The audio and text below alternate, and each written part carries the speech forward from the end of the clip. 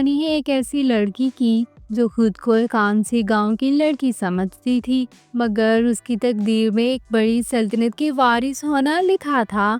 ये है आरूही की कहानी, जिसने न सिर्फ अपनी पहचान दरियाफ्त की, बल्कि मोहब्बत, हिम्मत और सच्चाई से अपनी खोई हुई सल्तनत को भी वापस पाया। तो आइए चलते हैं कहानी की तरफ। किसी ज़माने में एक खूबसूरत और सरसब्ज पहाड़ी इलाके में वाक़ई एक छोटी सी गांव चंद्रपुर में एक लड़की रहती थी, जिसका नाम आरूही था। आरूही सादा, खामोश तबीयत और नहायत नेक दिल लड़की थी। वो गांव की बुजुर्ग औरत मासी पना के साथ रहती थी, जो उसे बचपन से पाल रही थी। आरूही रोज सुबह उठकर पानी भरने जाती, दरख्तों से लकड़ियां लाती और गांव के छोटे बच्चों को कहानियां सुनाती।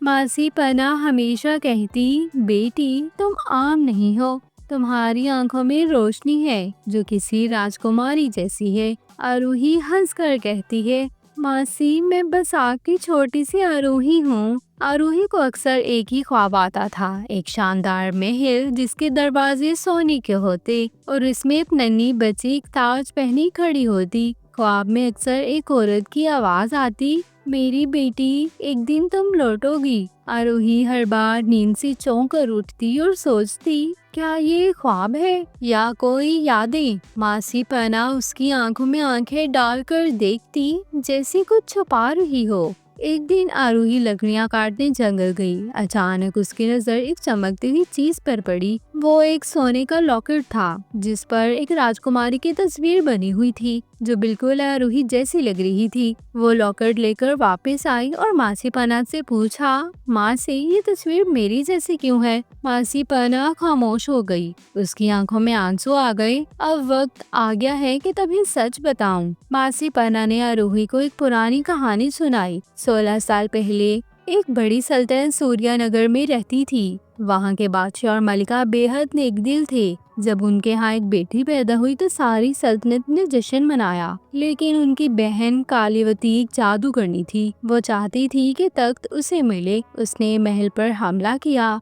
बादशाह ने मुझे तुम्हें लेकर भागने का हुक्म दिया। मैं तुम्हें लेकर यहाँ आ गई। तुम ही वो शहजादी आरूही, सूर्यनगर की वारिस हो। आरूही हैरान रह गई। वो रो रही थी, मगर उसके दिल में एक नई ताकत जाग गई। आरूही ने फैसला किया कि अब वक्त है वापस आने का और अपनी सल्तनत को बचाने का। मासी पना ने उसे शहजादियों वाला एक सफेद दुपट्टा दिया, जिस पर सुनहरे सितारे बने हुए थे।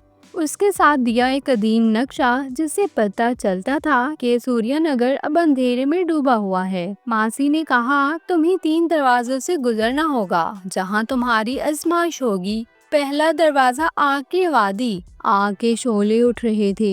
एक शेर रास्ता रोके खड़ा था। आरूही ने आंखों में आंखें डालकर शेर से कहा, मैं तुमसे नहीं लड़ने आई, मैं सच्चाई के रास्ते पर हूँ। शेर ने रास्ता दे दिया। दूसरा दरवाजा था पानी का भनूर। एक गिरदाव ने आरूही को खींच लिया। उसने सांस रोकी और दिल से कहा, अगर मेरी नीयत सच्ची है तो ये पानी मेरा रास्ता साफ करेगा। पानी ठंडा हुआ और उसके नीचे से रास्ता निकल आया। तीसरा दरवाजा था आईने की गार। हर तरफ आईने थे। उसमें आरूही को कभी बादशाह बनी लिबास में, कभी फकीरनी की सूरत में दिखाया गया। आखिरकार उसने आंखें बंद करके कहा, मेरी पहचान मेरे दिल में है, ना कि लिबास में। रोशनी फैली और दरवाजा खुल गया।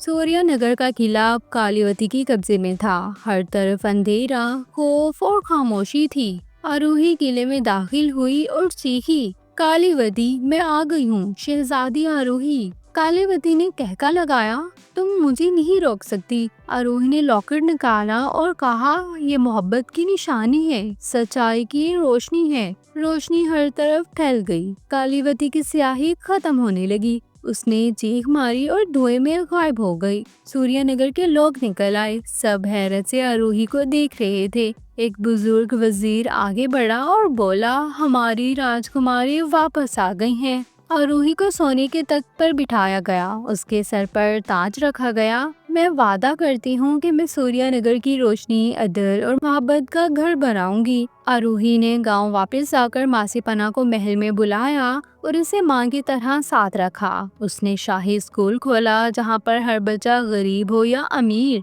तालीम हासिल करता। वो अपनी राया की माँ बन गई, सिर्फ हुक्मरान नहीं। तो हमें इस कहानी से ये सीखना चाहिए कि आपकी पहचान आपके खून से नहीं, आपके किरदार से होती है। सच्चाई, हिम्मत और नेकी का रास्ता मुश्किल होता है, मगर वही असल फतह है।